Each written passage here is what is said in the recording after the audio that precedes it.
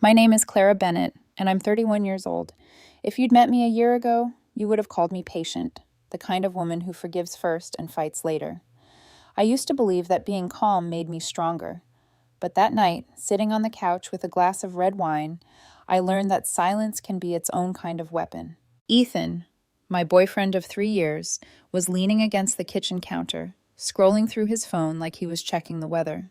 Then, in the most casual tone possible, he said, "Just so you know, I am having dinner with Megan tomorrow night at Rosewood." I didn't even look away from the TV. Okay. He waited for the storm. When it didn't come, he added, "Don't make this into a thing, Clara." Megan, his ex, 4 years together before me, the one who still sent "Hope you're doing well" texts at 1 a.m., the one whose name still showed up in his Spotify playlists, in half-broken love songs he swore meant nothing. I said okay, I repeated. My voice was calm, too calm. He frowned, testing me. "You're really fine with that?" "Why wouldn't I be?" "Because she's my ex." "And you're my boyfriend. If you say it's just dinner, I believe you." He smirked, a flicker of guilt hidden under confidence. He thought I was pretending to be mature. He didn't know I'd stopped pretending weeks ago. When he left the room, I exhaled slowly. My reflection in the dark TV screen looked composed, but my pulse betrayed me. The same cold, electric calm I'd felt the day I found his deleted messages weeks ago returned. That numb clarity before a storm. Because what Ethan didn't know was this. His sister Harper had already told me everything. Harper was 26, bright, and brutally honest. The kind of woman who doesn't sugarcoat truth even when it cuts blood deep. She'd texted me out of nowhere one night. "Clara, I think you should know Ethan's been telling Mom that you're controlling, and he's been meeting up with Megan again. He says it's for closure." Closure. The eternal excuse. I remembered staring at that text, the words blurring, my heart doing that strange, slow ache that doesn't break. It just hardens. Since then, Harper and I had been talking, not as conspirators, as two women orbiting the same storm, trying to understand it. She'd told me she was sick of Ethan twisting the truth to make himself the victim, sick of watching him play people like chess pieces. So when he mentioned dinner with Megan, something in me clicked into place. "She's going to Rosewood tomorrow," I texted Harper. "You serious?" 7:30. "You thinking what I'm thinking?" "Exactly." I made the reservation an hour later. Same restaurant, same time, table for two. The next evening, I watched Ethan get ready like it was a movie I'd seen before. He spent too long on his hair, picked out the cologne I'd bought him for our second anniversary, and wore that navy shirt he always called his lucky one. "Big night?" I asked, setting my mug down. He smiled. "Don't wait up." Wasn't planning to. He paused at the door, searching for something. Guilt, maybe. "You're being weirdly cool about this." I smiled faintly. "Would you prefer I wasn't?" He hesitated, then shrugged. "Whatever, bye." When the door shut, I let out the laugh I'd been holding in. Not cruel, just tired. 20 minutes later, Harper pulled up outside my apartment. She wore jeans, a white blouse, no makeup, understated, as always. "You sure about this?" she asked. "Absolutely. I just want him to see what he looks like from the outside." Rosewood was glowing that night.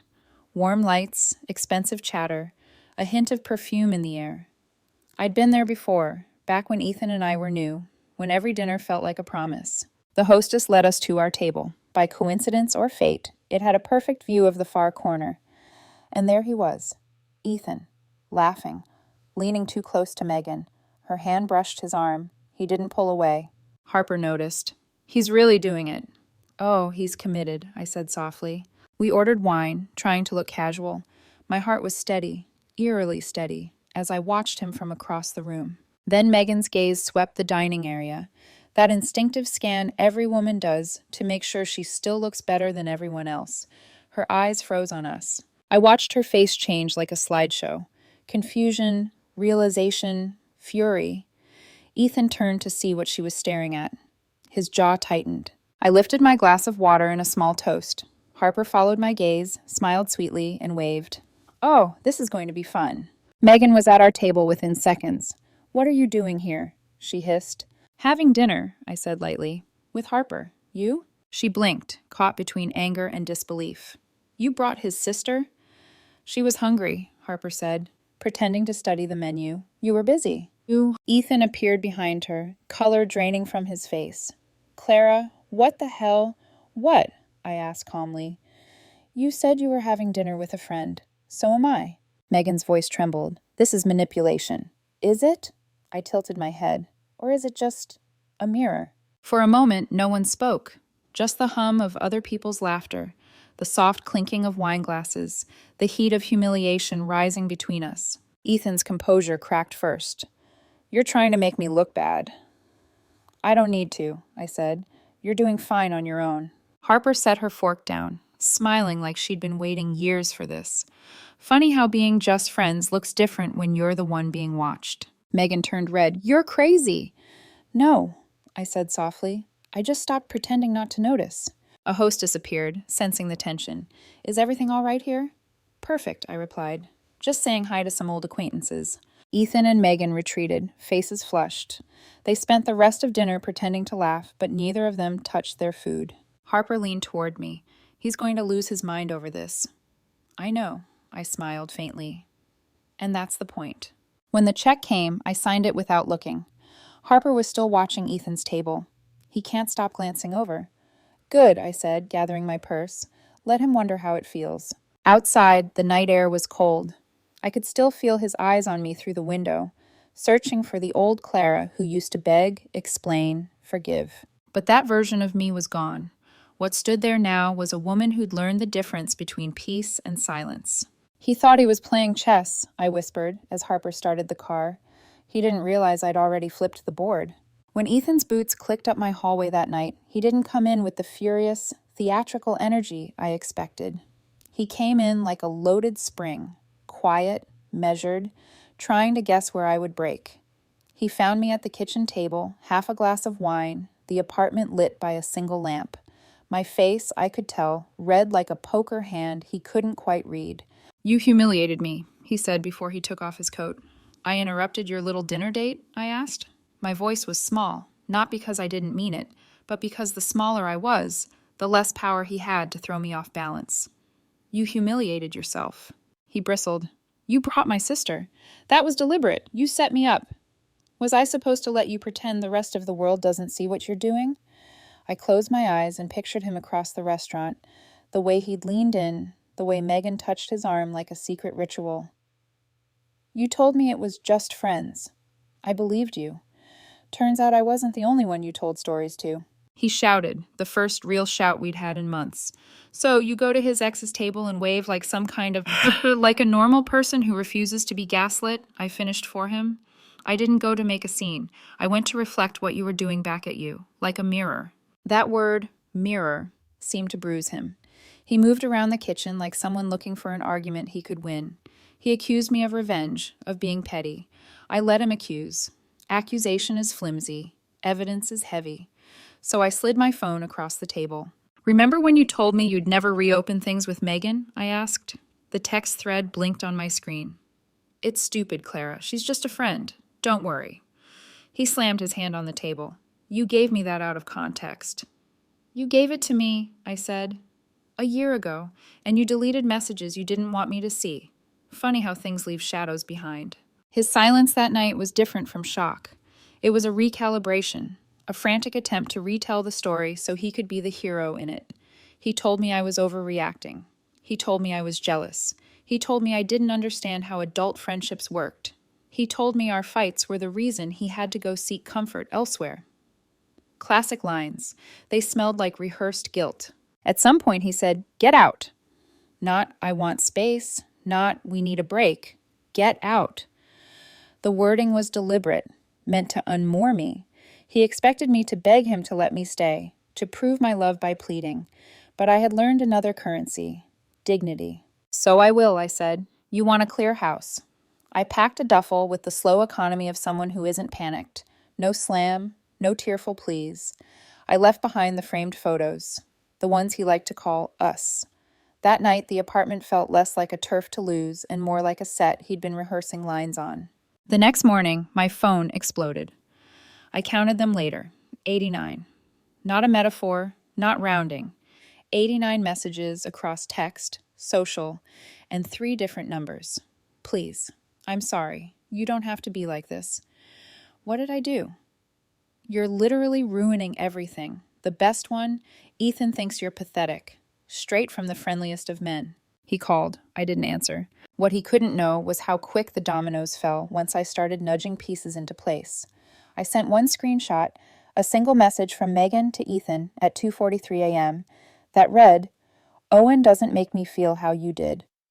I had it, not because I'd been stalking, but because his iPad was unlocked next to his coffee mug one weekend and I'd seen it by accident. He'd told me not to go through his things. When you live with someone long enough, you see their edges. Sometimes the edge is cut. I sent that screenshot to Harper, then to Ethan's mother, Patricia. Harper texted back immediately. Finally. Patricia called me, outraged. Not at Ethan, but at me, as though I'd thrown a hand grenade into family normalcy. Her voice arced between maternal concern and protective fury. She cried scripted lines about betrayal and family loyalty, the cadence of a woman who'd practiced forgiveness like a virtue. If Ethan could weaponize jealousy, he weaponized narrative. He was already telling people I had been emotionally cheating with Harper. Ridiculous, but dangerous. People fear what they can't see. He offered an internal logic. If Clara befriended his sister, she must have ulterior motives. Tiny lies in private rooms conjure monstrous possibilities in public ones. Harper, ever pragmatic, recorded a call she'd had with Patricia. In it, Patricia's words tumbled out. "You are family, Harper. You can't just betray Ethan like this." And Harper, calm and ruthless, said, "He went to dinner with his ex while she sat in a restaurant with me. If you can't tell the difference, that's your choice." Patricia's silence on the recording was evidence. You could hear the wheels turn in her head. Denial takes time to form. Then the theater of control moved to my workplace. Ethan showed up one morning with donuts and a concerned face, announcing to the receptionist that he'd been worried about me and wanted to make sure I was okay. He played domestic caring like a badge. My boss, a man who'd always been generous with second chances, took it seriously at first. He invited Ethan into his office, whispered that he'd been concerned for my mental health, and I felt very small in the corner of that conference room. Tiny, client-facing vulnerability is the quickest way for a manipulator to create allies. I gathered my composure and showed my boss the messages, the ones where Ethan called me irrational. He read them, shifted from sympathy to uncomfortable amusement to anger. "She's trying to get you fired?" he asked. The company receptionist, embarrassed, asked Ethan to leave. The performance had failed. Ethan's strategy then mutated. Legal-sounding threats, whispered concerns about my temperament to mutual friends, and a steady drip of performative distress to anyone who might be persuaded to pick a side. The idea was to make me the volatile one, to make everyone nostalgic for the day before the truth landed. I should have felt triumphant each time someone asked me if I was okay. Instead, I felt tired. Manipulation wears you out in a way that isn't dramatic. It's granular. It chips away at confidence the way wind chips at cliffs. So when Harper called that afternoon with breathless news, Mom almost banned me from Robert's birthday because of Ethan's crying calls, I smiled in a way that tasted of iron. The other people in this orbit reacted predictably. My mother laughed, a full-body laugh I'd never heard when it was about me. "Good for you," she said. "About time." She'd always seen through Ethan's stories. My father, more diplomatic, told me he was proud I stood my ground. It's a small thing to have family on your side, but it matters. It kept me human in the middle of the chaos. That week blurred into a montage of scenes. Ethan slamming doors, posting ambiguous statuses about betrayal, calling to beg, calling to accuse, showing up at midnight saying he needed to talk. Harper sent me messages that were short and efficient. Keep receipts. Keep calm. Document everything. She'd become a strategist, not a sister. She'd watched him for years. And then there were quieter moments, when I found I could sleep without waiting for his texts, when the apartment I rented felt like mine again, not the set of his dramas. The beginning of getting your center back is boring. It's grocery shopping, folding laundry, answering emails. They're acts of reclamation, each one an unremarkable stitch. But the slow reclaim didn't stop Ethan from trying new scenes. He began to act out pity publicly, leaning into anyone who would play audience. He wanted witnesses who'd confirm his story. The plaintive boyfriend led astray by a cruel, clever woman. It was infuriating because it almost worked. Social proof is a powerful drug. One night, curled on a borrowed couch while Harper dozed, I wrote a line that felt like a promise. He wants chaos because chaos lets him be the protagonist. I'll be the author instead. It wasn't a vow of revenge. It was an agreement with myself to speak in facts, not fury, to leave him the space to implode on the evidence he'd built. And somewhere in the back of my head, like a warning bell, Harper's earlier words kept ringing. He won't take humiliation well. I was beginning to understand the edges of that warning, not because I wanted to see them, but because I needed to prepare for what came next. The first sign that Ethan wasn't done came 3 days later. It was subtle. A package at my door. No name, no note. Inside was a small wooden box with a seashell inside it. Nothing else. I almost laughed. It was from our first trip together, the one we took to the coast before everything started to rot. I should have thrown it away. Instead, I placed it on my kitchen counter, staring at it like it was some kind of riddle. Harper came over that night, saw it, and sighed. He's starting the nostalgia campaign, she said. The what? The guilt stage. He wants to remind you of the good times. It's not an apology. It's bait. She was right. The next morning, the text started again. Ethan, can we talk? I just want closure. Me. We already had that. At Rosewood. Ethan. That wasn't closure, Clara. That was theater. Me. You picked the stage. He stopped replying. For a while. Days turned into a week. Then, one afternoon, I got a call from my building manager. Miss Bennett, he said cautiously, someone dropped off an envelope for you. Said it was urgent. Inside was a printed photo. Me and Harper at Rosewood. Same night. We were laughing over wine. On the back, in Ethan's handwriting. You really think she's on your side? My stomach twisted. Not from fear, but from familiarity. It was the same tactic he'd used in past arguments. Divide, isolate, confuse. But this time it wasn't going to work. When Harper saw the photo, she smirked. He's trying to make you question me, she said. I know. Are you? I met her eyes. No, he underestimates what women talk about when men stop listening. Still, something about that photo felt planned, too convenient. Someone had to take it, someone close enough to see us, but hidden enough not to be noticed. 2 nights later, Harper called. Clara, I think you should know. He came by Mom's house. I froze. What did he say? He told her you manipulated me, that you've been obsessed with breaking us apart. Us? He's telling everyone I've always been jealous of him, that I turned you against him because I wanted your life. I let out a low laugh. Classic projection.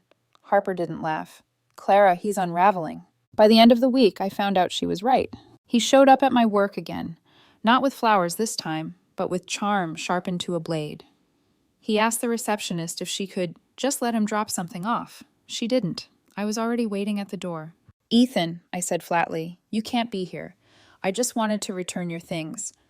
I looked at the paper bag in his hand. Heavy, folded at the top. Leave it, I said. He stepped closer. Clara, you've turned my family against me. Do you know what that feels like? Accountability? His expression twisted. You think you're better than me now? I think I'm finally not scared of you. He dropped the bag at my feet. The sound it made was wrong. Glass, sharp and fragile. I didn't open it until he was gone. Inside were the framed photos I'd left behind. All of them, with the glass cracked clean through. My hands shook, not from fear, but from recognition. This wasn't love anymore. It was control slipping through his fingers, turning into anger he couldn't direct. Harper came over again that night. She picked up one of the broken frames, turning it carefully. He's escalating, she said quietly. I know. Clara, he's not going to stop until he feels like he's won. Then we don't give him a win. A few days later, Harper called again, her tone low, careful. There's something else, she said. What now? He's seeing Megan again. I almost smiled. Of course he is. No, listen. He's been telling her you're stalking him. That you show up places he goes. That you're unstable. The irony was almost poetic. So he's rewriting history, I said. Again. Yeah, Harper sighed. And Megan believes him. She posted something online about toxic exes who can't let go. Everyone knows it's about you. I felt that familiar ache in my chest. Not heartbreak this time, but something colder. The realization that he wasn't trying to win me back anymore. He was trying to erase me. That night, I couldn't sleep. I kept thinking about the photo from Rosewood, the handwriting, the shells, the cracked glass, each one a breadcrumb leading somewhere I hadn't reached yet. At 2 a.m., I texted Harper. "You think he's watching me?" No reply. 10 minutes later, another message popped up. "Unknown number. You really shouldn't trust her." I stared at the screen, the room dark except for that single line of text.